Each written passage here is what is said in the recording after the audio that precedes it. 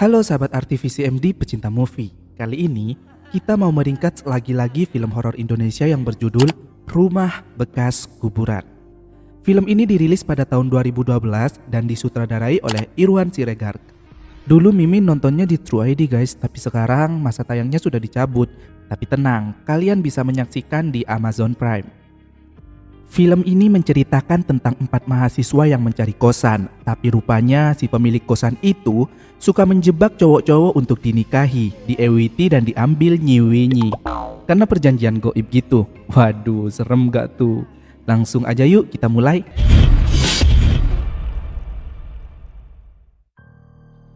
Adegan diawali dari 4 mahasiswa, Susan, Eric, Joe, dan Feby yang mencari kosan. Mereka menemukan sebuah rumah mewah, tapi saat dipanggil gak ada yang nyaut karena berisik sama suara gamelan dari dalam.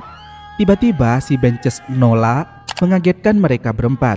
Nola ini adalah pengawas rumah tersebut dan mengajak mereka masuk ke dalam. Susan merasa heran karena saat masuk gak ada orang yang memainkan gamelan, padahal tadi bunyinya sangat kencang. Melinda, si pemilik rumah datang yang membuat Susan kaget. Melinda menyuruh Nola mengurus mobilnya yang ada di bengkel, sementara dirinya akan mengambil alih untuk berbincang dengan 4 mahasiswa tersebut. Sampai akhirnya terjadi kesepakatan dan keempat mahasiswa itu akan pulang untuk mempersiapkan kepindahannya. Malam harinya, Nola membantu ritual Melinda yaitu mandi kembang 7 rupa. Nola jadi kesal ketika Melinda memberikan tugas baru untuk menjaga keempat mahasiswa itu agar gak sekamar dan melakukan mantap-mantap. Karena Melinda curiga mereka adalah pasangan. Sebagai imbalannya, Melinda akan bayarin uang operasi double T-nya si Nola.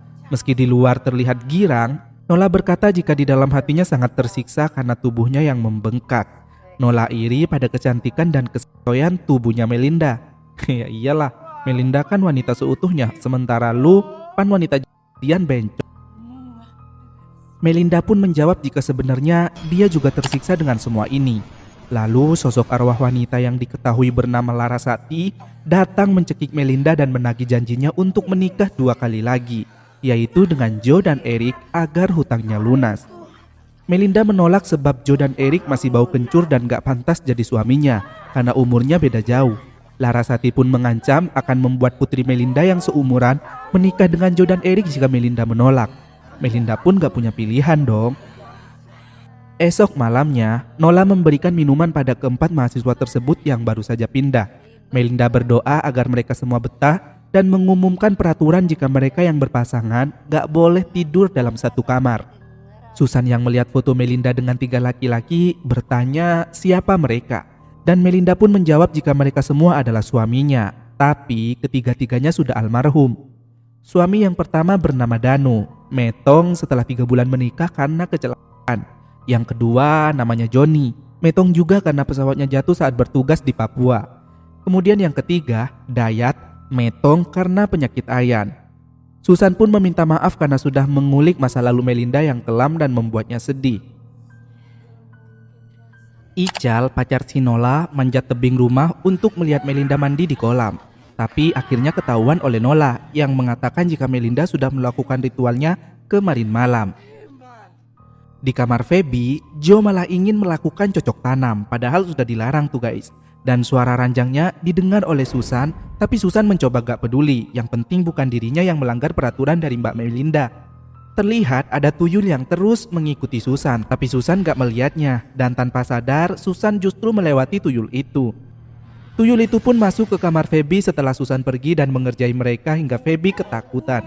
Teriakannya didengar oleh Melinda dan ketahuanlah sama Nola jika mereka berdua akan melakukan hubungan terlarang. Pagi harinya, Joe merasa bersalah karena sudah melanggar aturan dari Mbak Melinda, hingga Feby trauma karena melihat hal yang aneh-aneh. Joe berkata jika dirinya akan mencoba menahan nafsu dulu dan akan membuktikan ada nggak gangguan jika mereka gak melakukan itu. Dan apabila mereka masih tetap diganggu juga, Joe berjanji akan mengajak Feby pindah.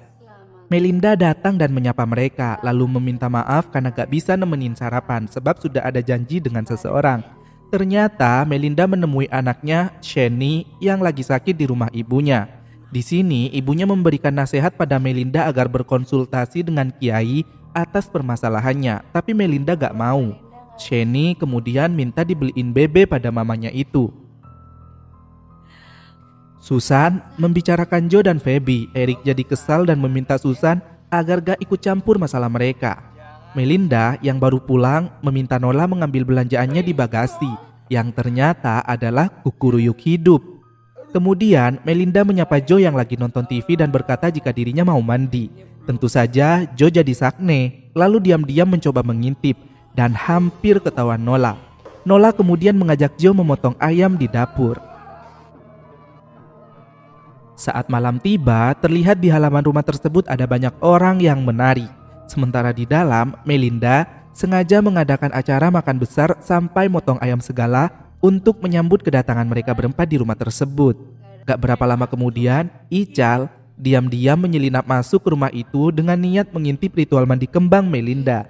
Ical seakan mendapat bisikan dari pocong berjanggut putih. Udah tua juga, masih aja jadi pocong, lupa pak. Kemudian terdengar suara gamelan. Feby yang ingin tidur berkata masih takut tidur sendiri.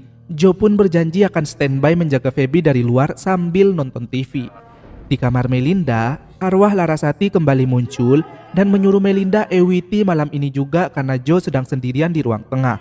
Melinda sempat menolak, tapi rupanya arwah itu sengaja menjadikan Melinda budak untuk membalaskan sakit hatinya. Lagi-lagi Larasati mengancam anak Melinda. Melinda pun akhirnya terpaksa akan menuruti perkataan Larasati.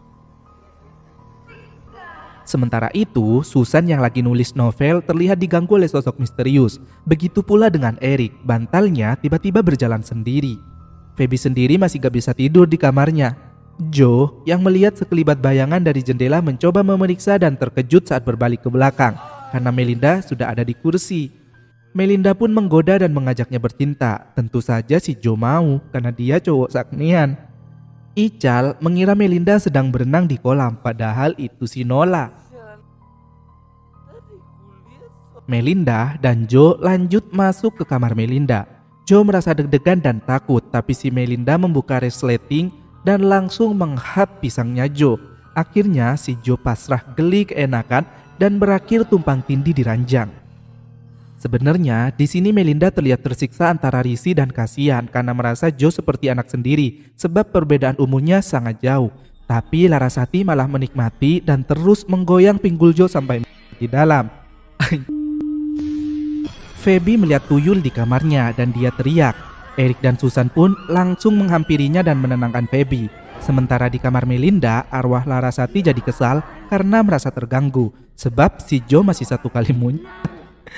Susan terlihat curiga melihat Joe datang dengan celana yang basah. Dia gak percaya jika Joe beralasan dari kamar mandi. Karena yang Susan lihat, Joe datang dari arah kamar Melinda, bukan dari toilet. Ical bertemu Delman yang dikusiri arwah Larasati dan mereka akhirnya terlibat cocok tanam. Kembali ke rumah Melinda. Melinda mencoba menjelaskan jika selama bertahun-tahun dirinya tinggal di rumah tersebut, belum pernah melihat penampakan apapun. Tapi Feby sangat yakin jika dia melihat hantu anak kecil dan mengajak Joe untuk pindah. Ya tentu saja Joe menolak. Selain sudah malam, Joe juga berkata dirinya belum mendapat kiriman uang lagi dari orang tuanya. Melinda pun menawarkan Feby untuk tidur di kamarnya bersama Joe dan berjanji besok akan mencari orang pintar untuk membersihkan kamarnya Feby. Esok paginya, Susan dan Eric izin pergi ke kampus duluan.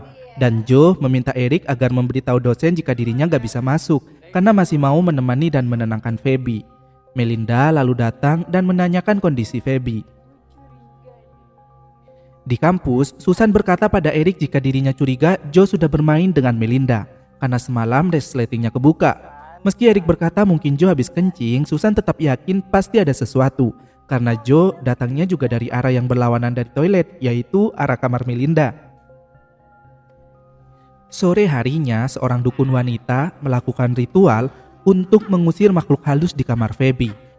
Dukun itu mengoyak ayam hidup lalu meminta Joe dan Feby meminum sirup merahnya. Ternyata itu adalah salah satu rencana Melinda yang sudah bersekongkol dengan si dukun untuk menghipnotis dan memelet mereka berdua agar nurut dengan ucapan Melinda. Dukun itu memberi syarat sebelum mengontrol pikiran keduanya, Melinda harus membakar kemenyan dulu karena jika tidak, mereka akan sadar dan gak nurut sama perkataan Melinda lagi. Erik dan Susan masih memperdebatkan kejadian tadi malam dan hal-hal aneh yang dialami di rumah itu.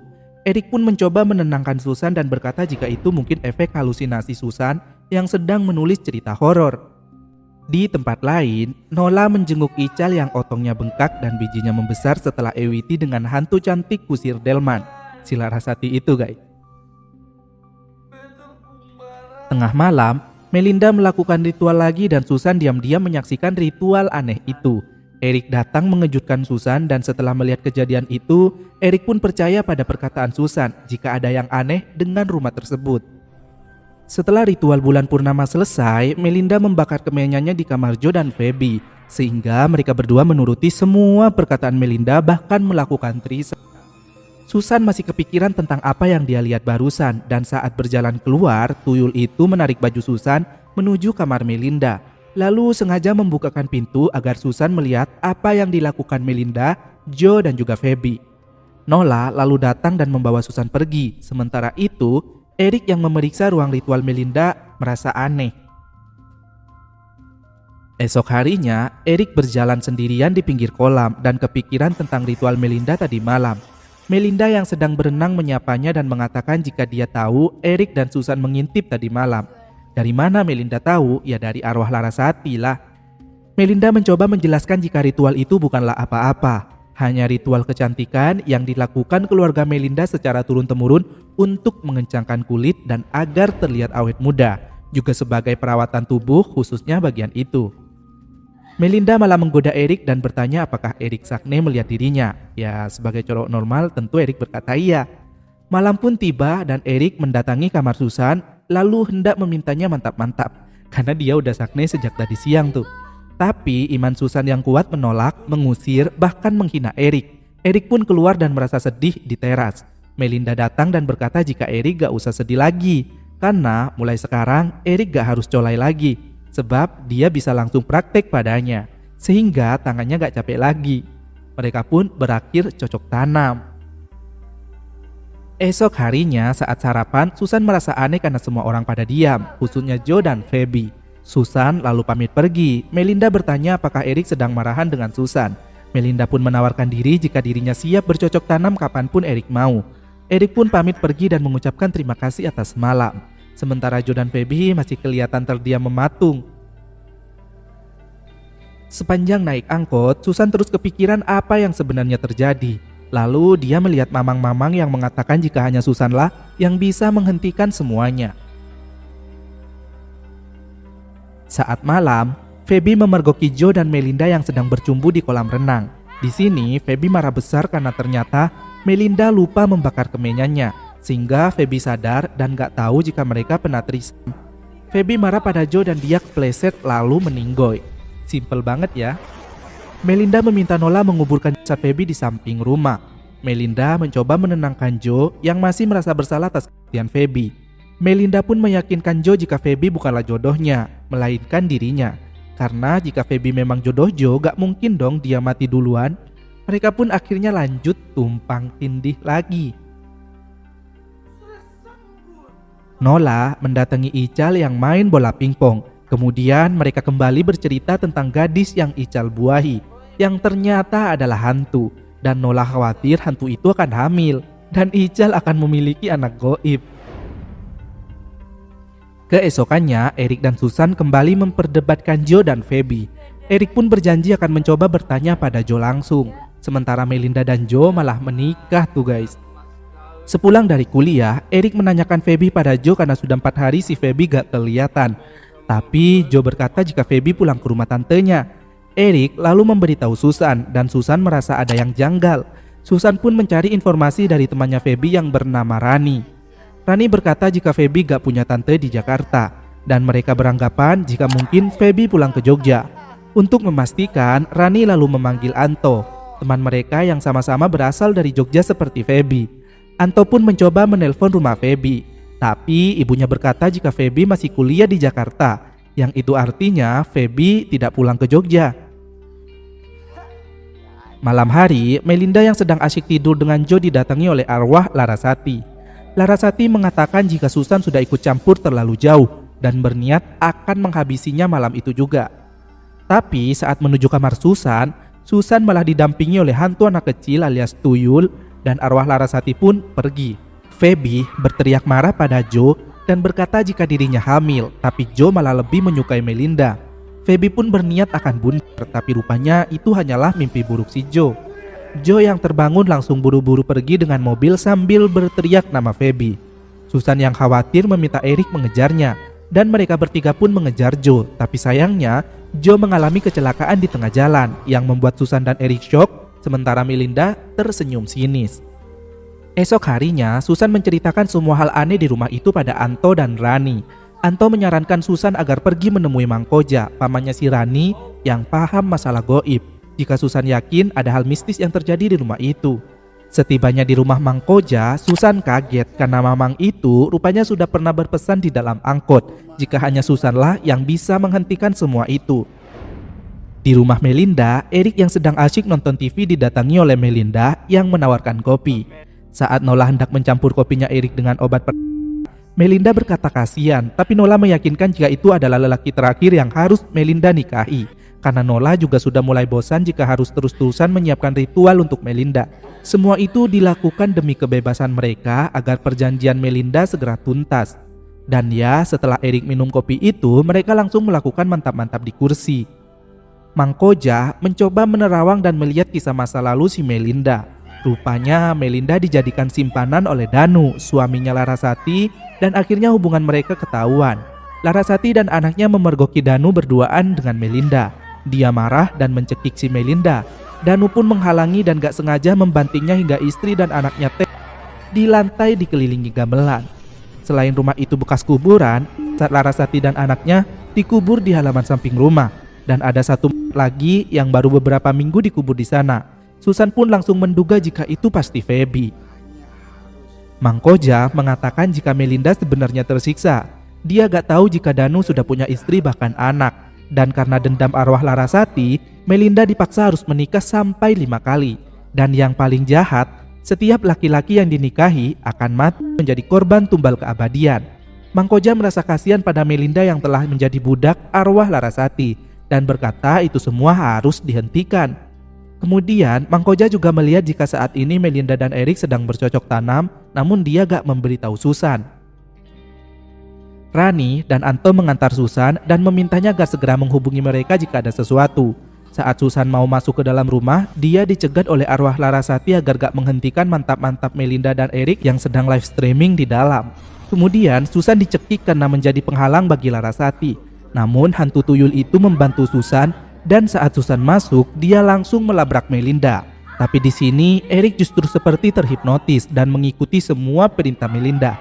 Bahkan ketika Melinda meminta Eric menghabisi Susan, Eric tanpa segan mencekik Susan. Beruntungnya si tuyul datang dan membantu Susan, kemudian menampar Melinda yang kerasukan berkali-kali, lalu menarik baju Susan, mengajaknya untuk keluar dari rumah itu.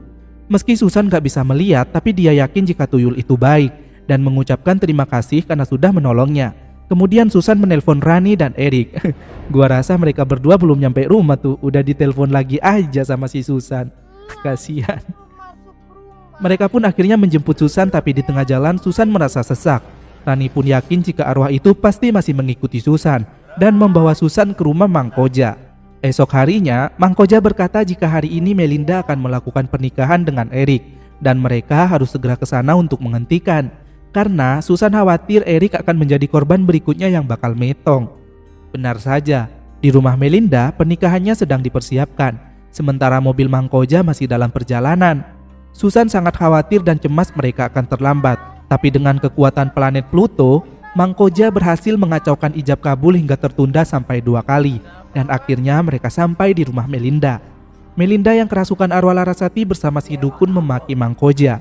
Dengan kekuatan supernya, Mang Koja berhasil membongkar makam di samping rumah yang berisi 3 kerangka manusia. Ya, itu adalah Larasati dan anaknya dan juga Feby.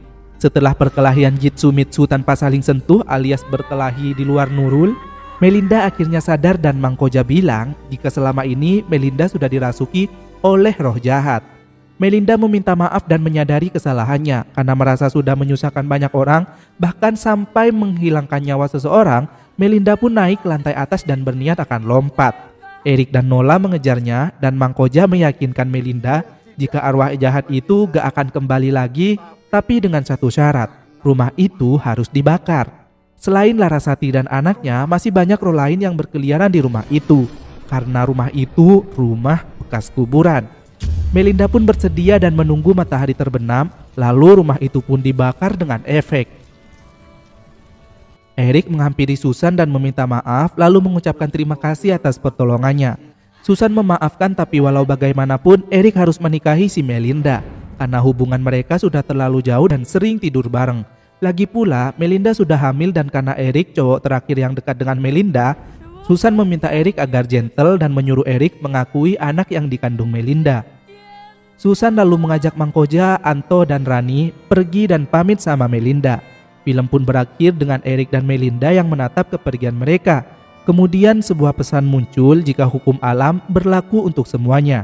Baik atau buruk yang kita lakukan akan kita tuai esok. Dan tamat. Juga ada orang yang meninggal. Eros, karya masterpiece.